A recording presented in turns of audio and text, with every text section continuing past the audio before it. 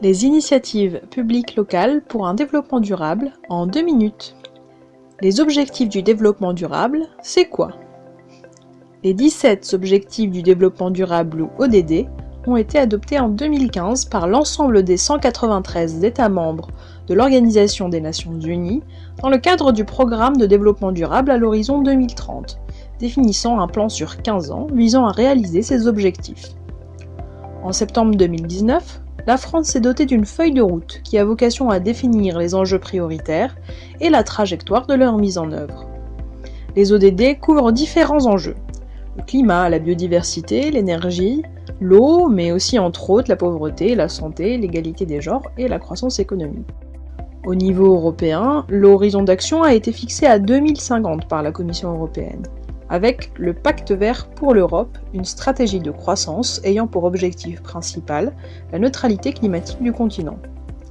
Ces différents programmes adoptent un modèle de développement à soutenabilité dite faible, reposant sur un certain nombre d'hypothèses sur les interactions entre la géobiosphère et les systèmes socio-économiques, notamment la possibilité de découplage entre la croissance quantitative et l'utilisation de ressources naturelles.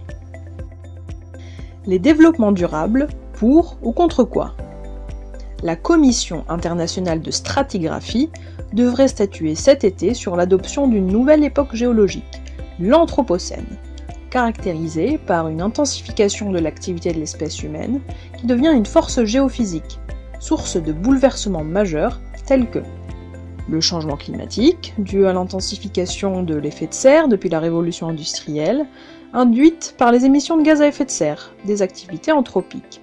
Par exemple, la combustion d'énergie fossile, les élevages de ruminants, les engrais azotés, etc.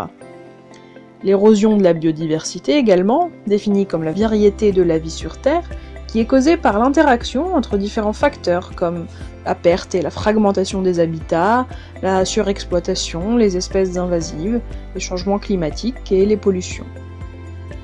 Comment les initiatives publiques locales peuvent-elles être durables?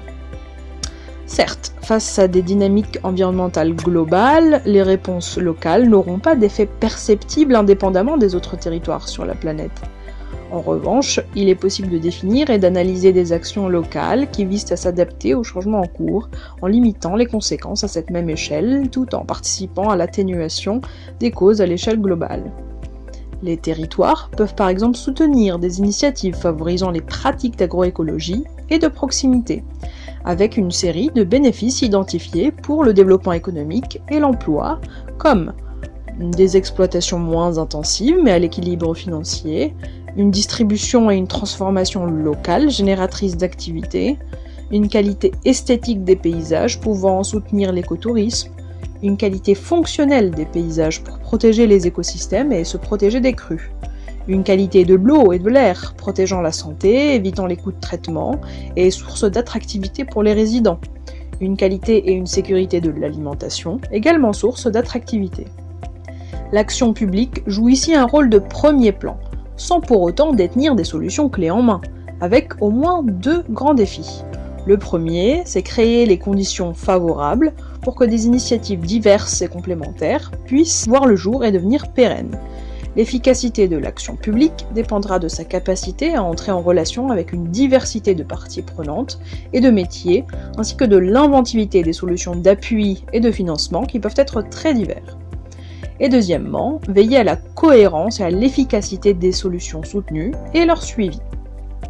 En conclusion, pour répondre aux enjeux de durabilité, une coordination internationale est indispensable. Mais la mise en œuvre de ces orientations repose sur des dynamiques de développement local. L'action publique locale en constitue donc la clé de voûte au vu de ses responsabilités en termes d'aménagement du territoire, d'établissement de plans de développement régionaux et d'application de la politique agricole commune.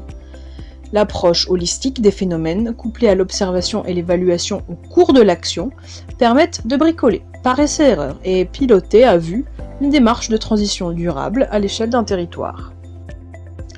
Plusieurs questions restent toutefois en suspens. Quels échelons de l'action publique sont-ils privilégiés par les initiatives locales pour leur appui et pourquoi? Quels sont les circuits de financement intervenant dans le développement de ces initiatives locales et quelles en sont les contreparties?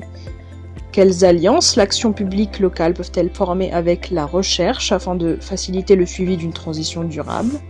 Comment la vision de la soutenabilité adoptée par les orientations supralocales s'articulera-t-elle avec celle des acteurs locaux?